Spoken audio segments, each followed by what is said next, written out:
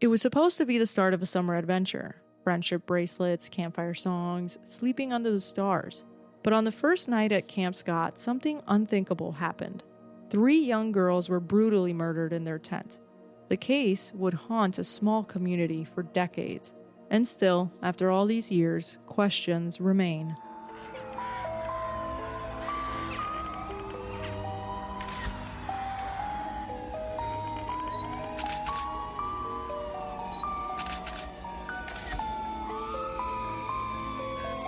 Welcome back to Macabre Mondays, where mystery meets the macabre with your favorite deadly married duo. I'm Ale. And I'm Tom. Your guides through the strange, the sinister, and the spooky, where, I tell the stories and he gets dragged along for the ride. On today's episode, do you want to take a guess? At where we're going?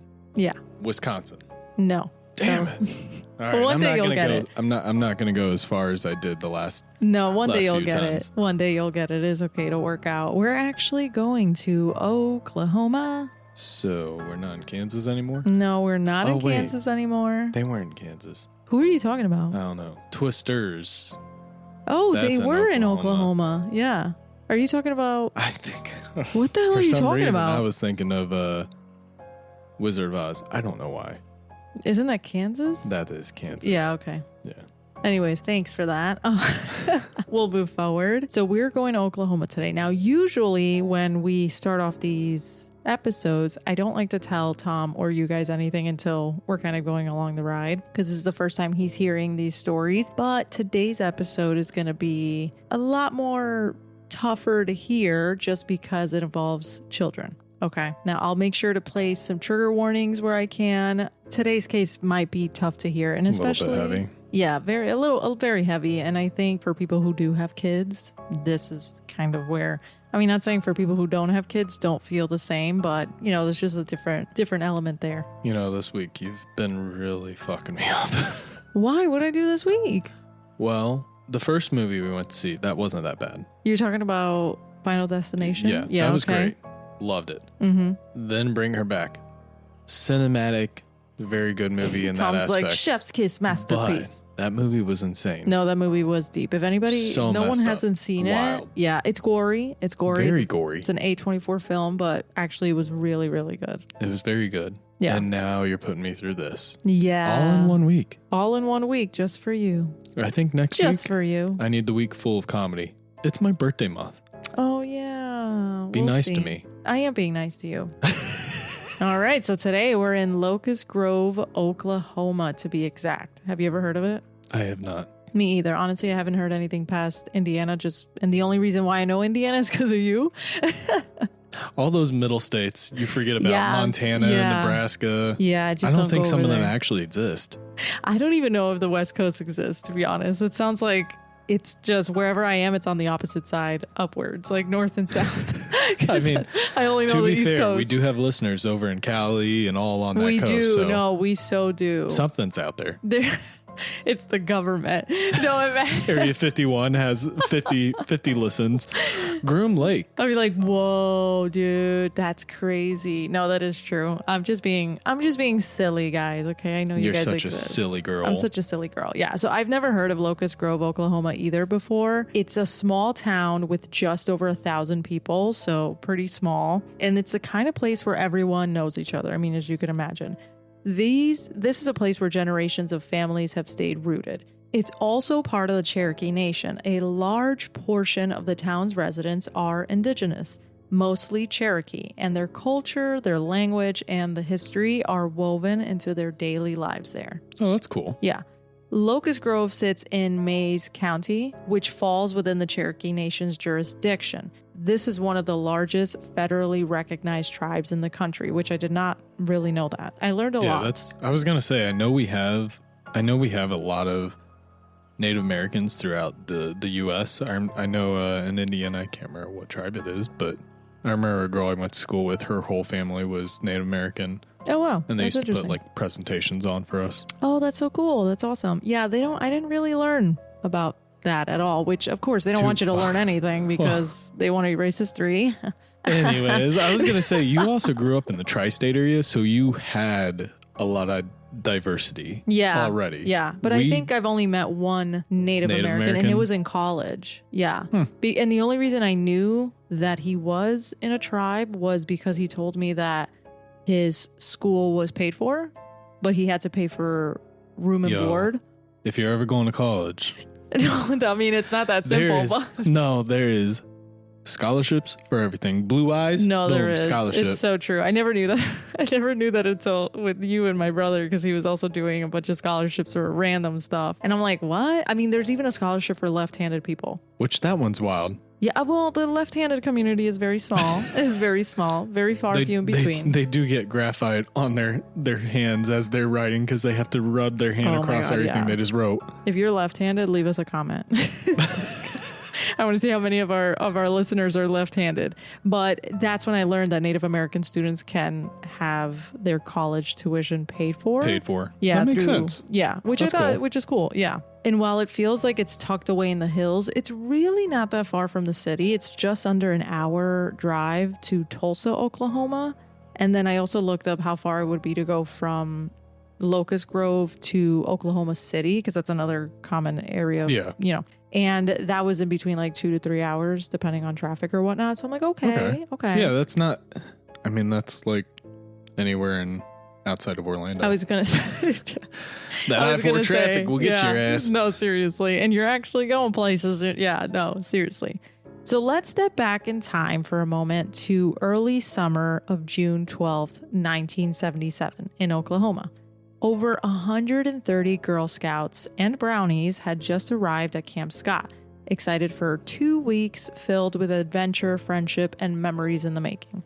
Now, I know you were a Boy Scout. Yep. Okay. How long were you a Boy Scout for? From I think it starts as Cub Scout or Tiger Scout. Oh, wow. So like baby? Oh, yeah. Oh, I mean, I started in elementary school and stayed within. I earned my life. I was super close to earning my Eagle Scout. Yeah, so close. I know. You're still talking about that. Then I aged out. Dang it. So do you know much about Girl Scouts? Because I did not. Both my sisters were Girl Scouts. My mom was actually the cookie mom or whatever they called it. Oh, that is so cute. She used to bring home, when it was cookie selling time, my dad's office was filled with boxes of cookies. Of course. Same when I started selling Boy Scout popcorn, she became the Colonel mom. Oh, and she would have so all cute. the popcorn. Popcorn does not smell as good as cookies, though. Yeah, no, I mean, Let's I agree. But you guys got to sell something of your own. Can't always copy the girls, okay? What's the saying? Boys go to Mars. No. Boys go to Mars. No. Damn. No, that's not what it is. Whatever. Anyways, I'm going to move forward. Okay, so we're stepping back in time, okay? Brownies, because I was like, what is a brownie? Okay, a brownie. It's a younger Girl Scout, right? Yes, it's a Girl Scout in the 2nd and 3rd grade, so ages around 7 and 9, okay? It's like Cub Scouts. Yes, pretty much. And, which, such a cute name, totally. Delish. Okay, cannibal.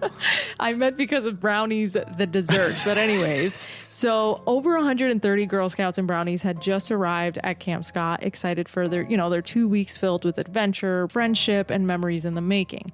Now, Camp Scott was a 410-acre Girl Scout camp in Locust Grove. Okay. That's ginormous. And it was operated by the Magic Empire Council. Now, this wasn't a small event, okay? Girls came from all over the Tulsa area, bringing together kids from the Mays, the Rogers, Payne, Creek, and Osage counties, and even beyond that. So it was designed to house several units within the campsite. The camp. Yeah, the camp. So it's like summer camp. Pretty much, yeah. And so each unit had around 7 to 8 tents raised on wooden platforms with canvas covers. Oh, you're like, this is a different camp. Oh, shoot. Okay, you know what? I take back all the things I said as a kid. I used to make fun of Girl Scouts because I thought they all slept in hotels and stuff when they went camping. This is the same type of tent that as a Boy Scout we would sleep in. Oh, really? Okay. Yes. Okay. Wow, that's funny. Our summer camp looks just like this. You thought we were glamping? Yes. Why would I'm you sorry. think that? It was You're Girl like, Scouts. Sorry, not my problem. That was what we were sold. Oh, clearly. No, I could tell. So you see how they're in their raised wooden platforms. Mm-hmm. So now it's a raised wooden platform. It's got like a 2-step just to get up top. Big canvas-y tarp. I'm going to post photos online as well, but I'm going to just describe it a little bit. And inside, I mean, They have like a cot with twin mattresses that go on them, very thin and Makes all that. sense. Yeah, and then you use your sleeping bag Same and you thing. sleep over it. Yes, exactly. So you're not tenting it on the ground. No. Yeah. Now, each of these units had a unique name. Today's case takes us specifically to the Kiowa unit, a quiet, secluded section on the far edge of the camp. The Kiowa unit was already pretty remote out of all the other units in Camp Scott. Now, is this map a map of like the whole area, or So yeah, just that kind is of a this map. section? Yeah, that is a map of the one on the left is a map of Camp Scott itself. So you can see all the other units that are in there. And the tent that is marked red in a red X, that is where they are. That is where the Kiowa unit is. Okay. Okay. Makes and sense. then the one on the right is pretty much how the unit is laid out. Okay, so it's like the individual campsites. Yes, Okay, cool. yes, the individual campsite. Now, within Kiowa were 8 tents, each one raised slightly off the ground, like I said, with the wooden platforms and the heavy canvas. Now, tent number 8, the tent where our case centers, okay? Online, there's a lot of different, either tent 7 or tent 8 or whatnot. It depends on who was the numbering system. Some people count the camp counselor's tent. Some people don't. They started from, tent 1. But needless to say, we know Needless it to was say, that we're area. going to go tent 8 if you Okay. hear tent number 8, okay? This tent sat farthest from the counselor's quarters, nestled right at the edge of the woods, hidden from view by the camp's communal shower facilities. Now, to that photo that you see on the right, that is pretty much shows you. Now, to help our listeners pretty much picture it better, and also for you too, so imagine the Kiowa unit like the face of a clock, okay? So tent 8, where the girls were staying, was up at around 12 o'clock. And the counselor's tent, where Carla Wilhite was sleeping, was down at 6 o'clock. And right in the middle, like the center point that holds the clock hands together, was the communal shower and bathrooms. Okay, so you see that there's clearly no point. Like that you can't, from the camp counselor's tent, you can't see tent 8. Yeah. Because what's blocking its view is the communal showers and the little... Yeah. And then off to the right, it looks like there's like the latrine. And Yes, campfire. yes. Okay. And on the other parts of the clock, like 7, 8, 9, 10, are the other tents, okay, with the other girls staying, because there's 8 tents here. Now, assigned to tent 8 was Lori Lee Farmer, who was 8. She was a gymnast, an avid reader, and a doting big sister to her 4 younger siblings. She loved being a big sister and was always excited when her parents brought a baby home. It was the cutest thing ever, and she is just, you'll see. A ball of joy. Yes. Michele Heather Guse was 9. She was very shy, athletic, and enjoyed taking care of houseplants, especially African violets that I saw, which was really interesting. Ew. But how cute is I that? was just going to say, I feel like kids back in the day had so many cooler hobbies. Where Yeah, imagine going to school and being like, She's like- my African violet plant. And nowadays it's like, No, for you see real. my hoverboard? literally, No joke. I got the new Xbox. Yeah. That's what kids talk about nowadays. Dude, show me what's in your pantry. Like, In your pantry? yeah, like what cool snacks you got from all, you have I like family that that. come Yeah, and yeah. visit and they bring like all these snacks. Yeah. Okay, I forget you grew up in Jersey. We didn't have family that came from out of state. You're like, they're coming Or no, not out of state, from out of the overseas. country. Yeah, over the seas. Yeah. And then there was Doris Denise Milner, who goes by Denise. She was 10, a straight A student who had taught herself to read, write, and do math. Like her mother said that she was just super sweet, was really great. And as you can see in the photo, all 3 of them, absolutely beautiful, cute girls. Like, just makes my heart melt. Now, this was the only tent that was hidden from view of Carla Wilhite's tent, who was the camp counselor. Because the showers were kind of blocking the view. Exactly. Makes sense. And also tent 8 was also a little bit ways further away from the camp a bit compared to all the other tents. They were a lot closer. Okay. So this one was already kind of outcasted essentially. It was roughly around 75 to 85 feet away from the camp counselor's tent to tent 8. Okay. Which is what? Like 3 school buses? I don't know. Something like that. Right? Don't quote me on that. Okay. I'm just human. I love your measurement system. Now, Subway foot long, school bus. this is how it works in my brain. Okay. This is Okay. who I am. Okay. You married me. You vowed. I did. You knew that the math wasn't math in there. Okay. When I'm doing my woodwork, I'm so glad that you're not like, yeah, could you cut that piece of wood to Subway foot long? Can you cut that piece? That needs to be about half a bus length. All right, you done? Yes. You done now? Let's go. Okay, thank you. Now, usually in each tent, there is around 4 girls, like 3 to 4 girls, okay? Usually it's 4, but, there might be random cancellations. Some people might not show up. Maybe there's some movement. So this is why. that makes sense why the tents are also big. Ours were not that big. We only had 2 to a tent. Oh, wow. Okay. So yeah. So these were a lot bigger. So in tent 8, that's why there was only 3 girls. Now, before we move forward, I need to mention something important. Because 2 months before June 12th, during a staff training session 2 months prior, counselors discovered a disturbing handwritten note inside an empty box at camp. And it read, "We are on a mission to kill 3 girls and tent 1. What the hell? Yeah. Staff. Just randomly left? Yeah, they found it. They were doing their... What the fuck? Mm-hmm. Staff took the note to the camp directors, but it was ultimately dismissed as a prank. No formal investigation was conducted, and they didn't report the note to the authorities either.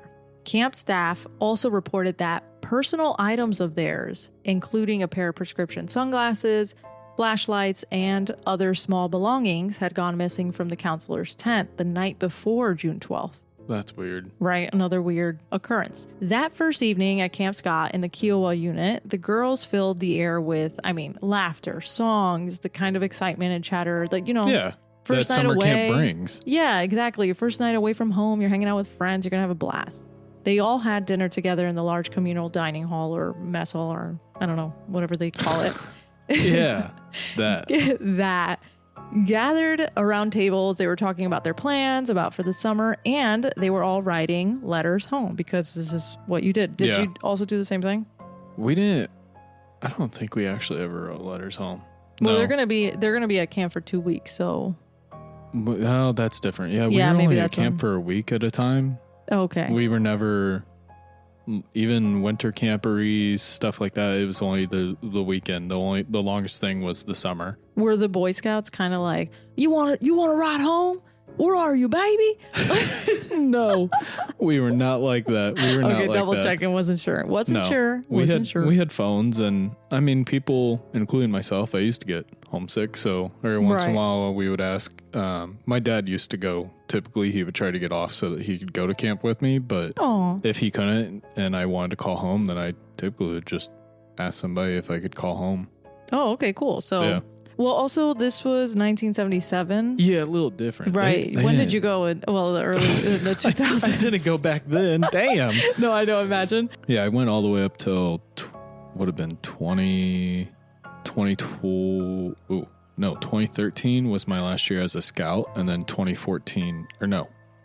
All right, 2012 and then 2013 I went as a counselor. All right, cool. So that's pretty cool. Cool. Anyways, next. No. All right. So that's all right. So you get it. But yeah, 1977, they're writing letters home. Many of these letters filled with enthusiasm for all the adventures that awaited them. Okay. They're going to be canoeing. They're going to be hiking. They're going to be exploring the great outdoors. Yeah. S'mores. You could think of the snacks. But other letters came from girls who were scared about being in the dark woods and wanting to go home. Denise Milner was one of those girls. Remember, she's in tent 8. Yeah. Now, she was 10. She wrote to her mom that day saying, "Mom, I don't want to stay at camp for 2 weeks. I want to come home." Now, Denise, from what I was seeing, she was just the type of kid that would say she wants to go places, and then when the time comes, she would just not want to go.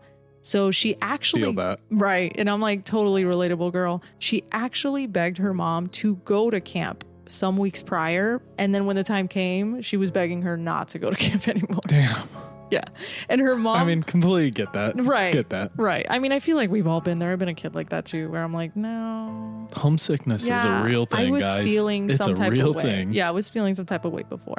Her mom had already paid and told her, but you know what? You say you want to go somewhere and then you don't. So her mom told her, okay, you will go for at least one day. And if you still want to come home after today, then I will go and just pick you up.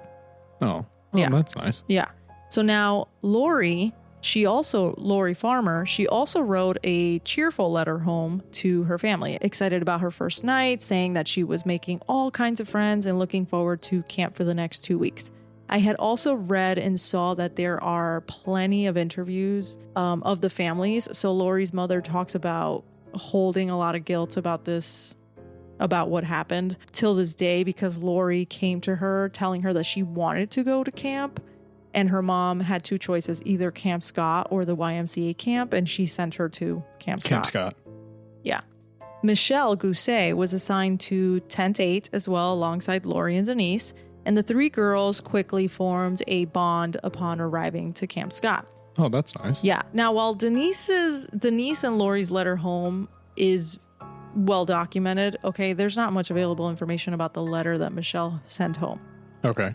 So around dinner time, there was a mean storm coming in, okay? The reports and the interviews, like, it was heavy rain, thunder, and to keep everyone safe, counselors decided to wrap things up early, guiding the girls back to their tents sooner than planned. Okay, which makes sense. The campers were settling in, finishing off their letters, probably laughing super softly, chattering and stuff like that. I mean, it's the first night of camp. Yeah, the excitement's going to definitely, and there's be there. Right, and there's a storm coming in. But what none of them knew, what nobody really could have possibly imagined, was how drastically things were going to change by morning. As darkness fully enveloped Camp Scott on June 12th of 1977, the gentle rain quickly escalated into a full-blown storm. Okay. Now, this storm is so bad that there's like racks of thunder and bright flashes of lightning that are, you'd like that Florida storm we had that one time where we actually got freaked out. Yeah, but this sounds like a good camping storm. I guess, yeah, true. I mean, I wouldn't be caught out there. As long as I'm dry. I wouldn't be caught out there, but yes. Miss me. So you can already imagine, right? The bright flashes. You can probably see the silhouette of the trees on the canvas tent. It's so scary. I know, I watched too many scary movies. Now, at the Kiowa unit, counselors made one last check around the tents before retreating to their own tents? Yeah, before retreating to their own tents. They assumed, all the girls are safe and sound, tucked into their sleeping bags, and everything will be all right. But around 1:30 in the morning, Counselor Carla Wilhite woke up to an unsettling noise, a low guttural moan. She describes it as a sound between a foghorn and a bullfrog. Oh, Jesus. Yeah, so imagine that. She grabs her flashlight to head outside and check out what that noise was. What's going on? But each time she approached closer to that sound, it would stop. What? When she walked away, it would start up again. When she tried waking the other counselors and kind of, letting them know, like, something's happening. I don't know, I keep hearing this weird noise. They all kind of just chalked it up to, it's probably just an animal or something, right? And since you were getting close, whatever. Maybe, yeah. So she ends up going back to sleep, and she actually says that as she went back to sleep, she could still hear the sound. That's weird. Why would you? Is that not normal? Well, no, because you hear sounds, but if it's, I don't know. That I guess sound? Yeah, I was just gonna say there's certain sounds I feel like you're kind of used to as a camper, and true. That's a good point. Because we would hear bears and deer and all kinds of different animals, owls and shit. Yeah. But I don't know. I guess if I heard that type of sound, especially around that time, I wouldn't really be thinking it's an animal, because the only animals would be kind of predators, right. I almost said a tiger, but we don't have tigers. But something along that nature. Yeah. And they don't make noise like that. Yeah. That's why it's weird. No, but that's a good point, because, she was a camp counselor. That's something that Carla also says, that she's been to camp since she was a kid, too. Yeah. So, that's a good point. But at that time, they ended up just going to sleep and shaking it off. Now, by dawn at 6 a.m., Carla's alarm goes off. The storm had moved on by this time, leaving behind a very, very wet camp. You can imagine dripping leaves and muddy paths. Carla, now awake early and preparing for the day, began walking down the wooded path toward the communal showers. As she moved along the muddy trail, she spotted something unusual, a sleeping bag, lying abandoned on the damp ground near the edge of the woods right next to a tree. That's weird. As she got closer, her stomach dropped. It wasn't just a sleeping bag. Inside lay the lifeless body of a young girl. Her heart was racing. She quickly alerted the other counselors and camp officials and was like, listen, we need to count our girls and make sure everybody's here, because this is what I just saw. Jesus Christ. Now, as we come to find out, not one, but all three girls from Tent 8 Lori Farmer, Michele Guse, and Denise Milner had been taken from their tent and brutally murdered. Did they find all of them, or? I mean, I know we're going to probably get into. I'm sorry. No, Jumping you're ahead. good. You're good. Their bodies actually had been left on the wooden path between their tent and the showers. What the hell? Yep, partially hidden, but carelessly abandoned. Now, they were all found together in sleeping bags. Like all of them in one sleeping bag? Mm-mm. Oh. Yeah. Their sleeping bags just kind of in the same area. I think it was 2 sleeping bags. Oh my God, don't kill me, people. But I think it was 2 sleeping bags because I'll get into it. Okay. As word spread quickly about the tragedy unfolding at Camp Scott, I mean, you can imagine panic and disbelief was really, really echoing through this Oklahoma community. Yeah, I can imagine. Investigators were wasting no time at arriving at the campsite, hoping to, make sense of this unimaginable scene. Now, when authorities first inspected Tent 8, where Lori, Michele, and Denise were in just hours before, inside, they found the chilling signs of struggle and violence. Among the heartbreaking clues was a distinct bloody shoe print imprinted on the wooden platform beneath their sleeping bags, where their sleeping bags would go. Yeah. Forensic experts quickly identified it as belonging to a man's size 9.5 shoe. Okay. The tent itself was soaked in blood. I mean, on the wooden floors, the canvas flaps, and even Jesus. Yep, and even some of the bedding. Now, I'm going to place a trigger warning moving on. Based off the crime scene, what investigators believe happened sometime during the night, likely between maybe around like 2 to 3 a.m. There's really no specific time. Yeah. It's just we know it's after 11 and before 6. Okay. And I'll talk more about it. The intruder approached Tent 8 from the rear, using the darkness and the storm as a cover. They believe the killer entered the tent while the girls were asleep and launched a brutal attack inside. Lori and Michele were likely to have been killed first. Okay. Inside the tent. Now, Denise Milner is believed to have been taken alive, trigger warning, sexually assaulted, and then murdered at the scene where all the girls were found by the tree. They believe that Lori and Michele were killed first in the tent because rigor mortis had already set in when they found the girls.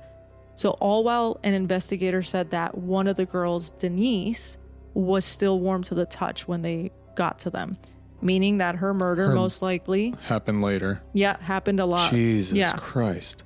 They're also thinking that maybe our killer is not that far away, or because if she's still warm, right, then exactly.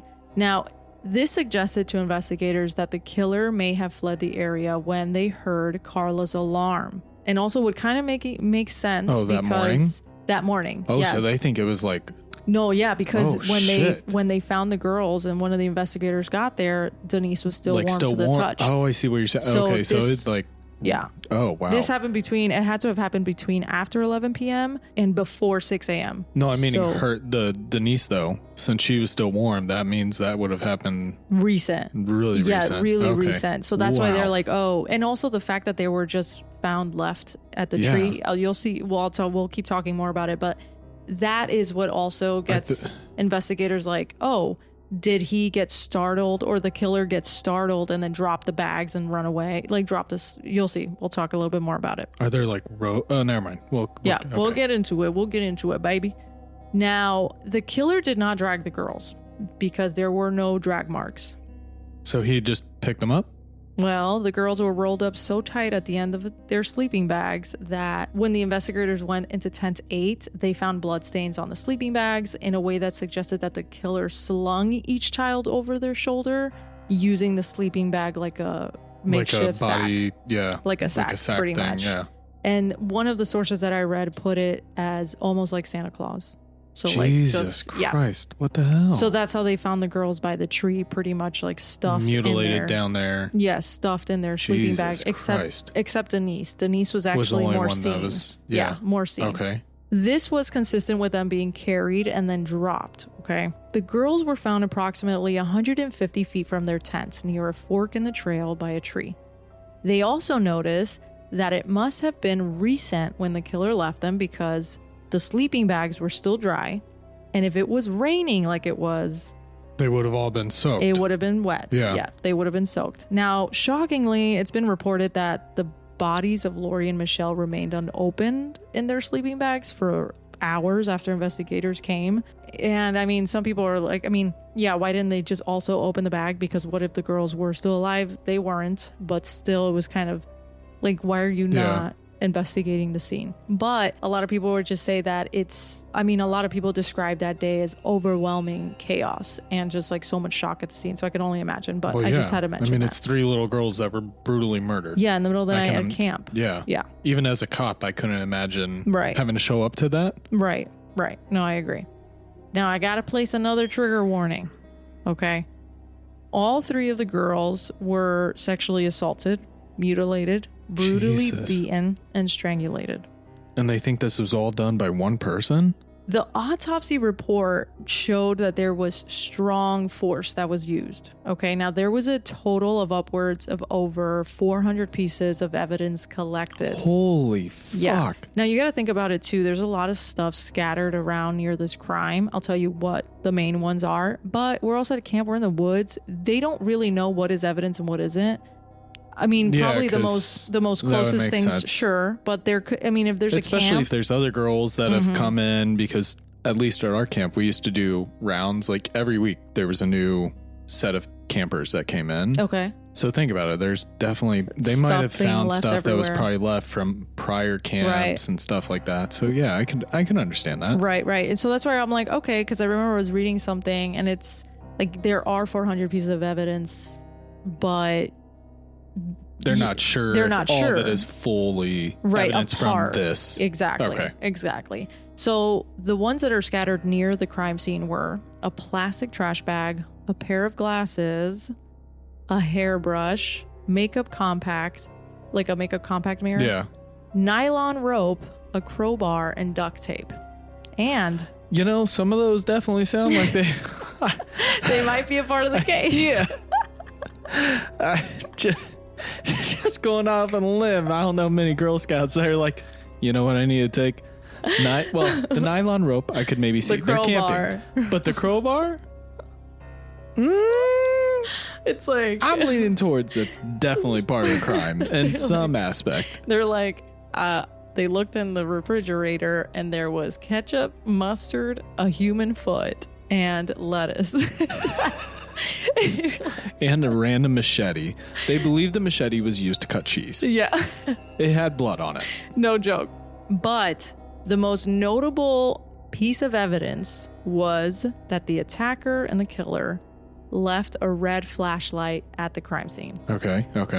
The killer covered the lens in a garbage bag and wrapped duct tape on it to seal the bag on the lens. In the garbage bag was a pin-sized hole poked through, which is a very chilling detail because that's only going to allow the killer enough light to move stealthily through the dark without being seen or... Because it's not going to light up everything. Everything, just that small hole. Yeah. And this is like what would you call these type of flashlights? That's like a almost...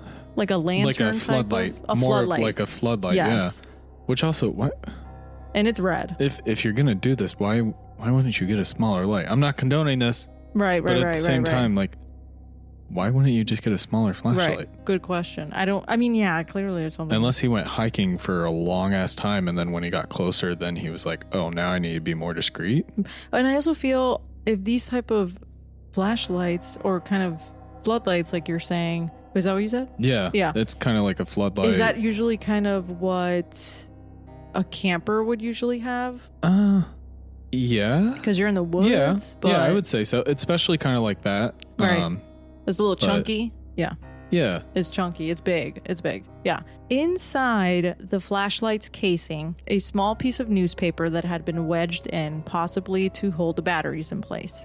A single fingerprint was found on the lens. Okay. But it was too smudged to be identified. Of course. Sorry. Remember when I said that multiple counselors reported small personal belongings missing the night before the murders? Yeah. Including sunglasses and a flashlight and whatnot. Now, a lot of those were what was found near or by the crime scene. So that started raising the idea that the killer had been at the camp the night before.